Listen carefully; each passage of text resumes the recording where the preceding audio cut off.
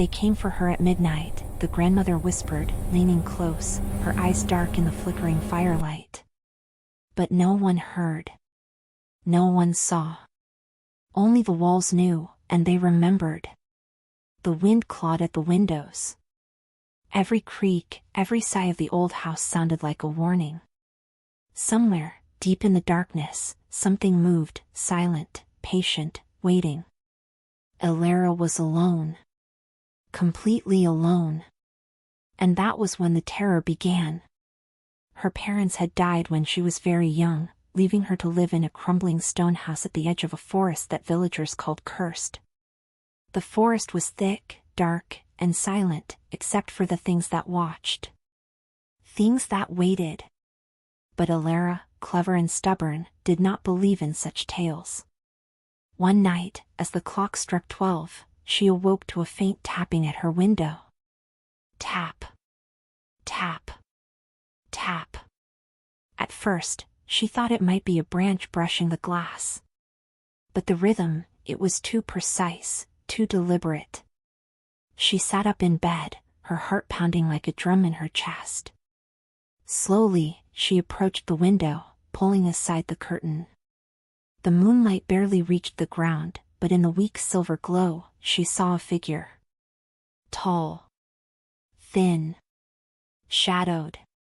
No features, no face, just an empty silhouette standing still, as though it had been waiting there forever. Elara froze, the grandmother said, her voice dropping. She could feel its eyes, though it had none. And then, a whisper. Her name. Soft, patient, laced with malice, Elara. The sound slipped through the cracks of the walls, through the keyhole, through the very air around her. Her room was locked, yet the voice reached her, curling around her mind like a cold vine. Nights passed, or maybe only hours, it was impossible to tell.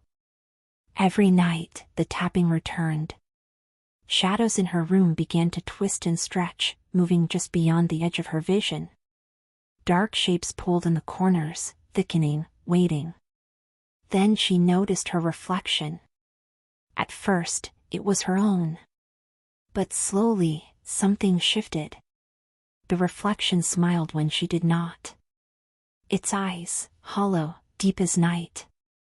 And in the silence, it whispered, "I see you."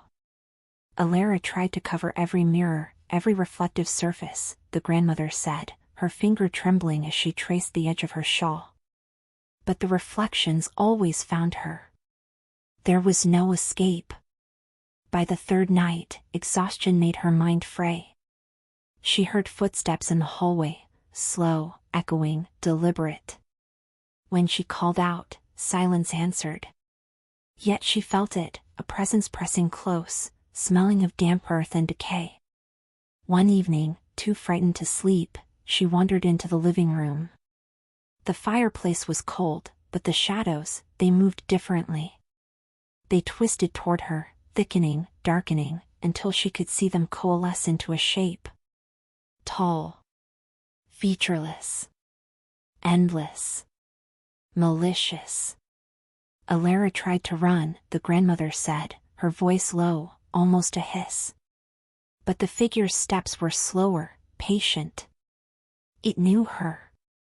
It had always known her. And in its silent way, it spoke directly into her mind, "I have been waiting for you, alone, you called me." Elara fell to her knees, clutching her head. Her mind split. Shadows crawled into her thoughts, her memories, twisting them. Faces of her parents appeared, smiling from the beyond, but their eyes were black, empty. She realized too late that the whispers had followed her all her life, feeding on tiny fears, growing stronger with every lonely moment.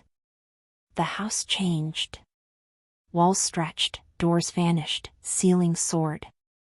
The shadows consumed the corners of her room until the very space itself seemed alive, hungry, waiting. Every choice she had ever made twisted, corrupted, feeding the shadow that had claimed her. Elara's body, the grandmother said, her voice trembling, was found eventually. Sitting in her room. Eyes wide open, staring at the corner where nothing stood. Her lips moved, whispering words no one could understand. And they say, she never truly woke again. The wind outside rose, rattling the windows. The fire sputtered. The shadows seemed to stretch just a little too far, as if reaching for something unseen. Do you know, my child, the grandmother said, her voice now almost a whisper, that when you sit alone at night, when the house is silent, the shadows are listening. They wait. And if you are quiet, too quiet, they will call your name. And you will answer. The granddaughter shivered, clutching her knees. Grandma, what happens if they call me? The grandmother smiled faintly, a shadow across her face. Oh, my dear, they are already calling. Every time you sit alone, every time you fear the dark, every time your heart races in silence, they are there. Watching. Waiting. Patient. Outside, the wind howled louder. A branch scraped the window. And somewhere, very close, a faint, deliberate tapping returned. Whispers. Shadows. Cold. The grandmother leaned back, her voice fading.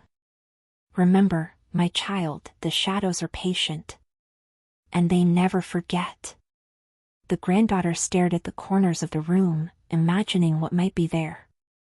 A flicker of movement, a dark shape shifting, something waiting, always waiting. And in that moment, she understood. Fear, once born, never truly leaves.